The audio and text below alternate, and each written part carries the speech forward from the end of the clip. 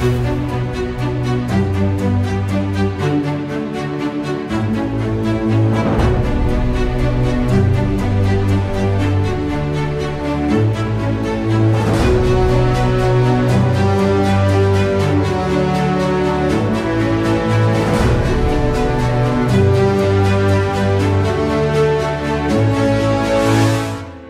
ang nakikita po natin solusyon, at ito ay pinaghahanap lang tayo ng ating mahal na Pangulo, Bongbong Marcos, na magkaroon ng water reserve sa bundok para doon pa lang mapigilan na yung tubig para hindi na bumaba. Kung bababa man dito, konti-konti lang. Control. Diba? Parang dam. Diba? Ang dam, hindi kagad ipapakawala. Pag napulo lang, saka lang siya ipapakawala.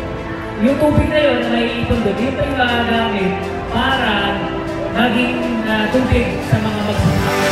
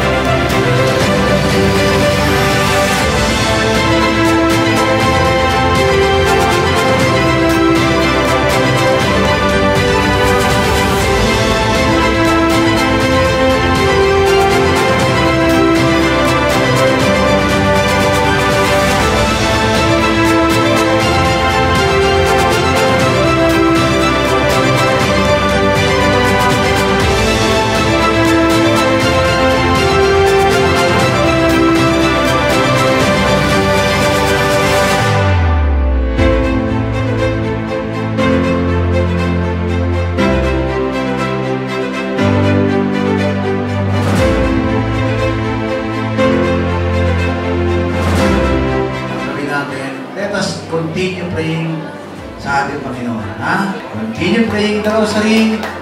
At sa mga hindi Katoliko, continue praying using the Bible. Ano? Sapagkat tayo naharap sa malaking mga problema. Kung makikita nyo. Krisis sa politika, krisis sa bagyo. Ang dami. So yun na, pagdasal natin.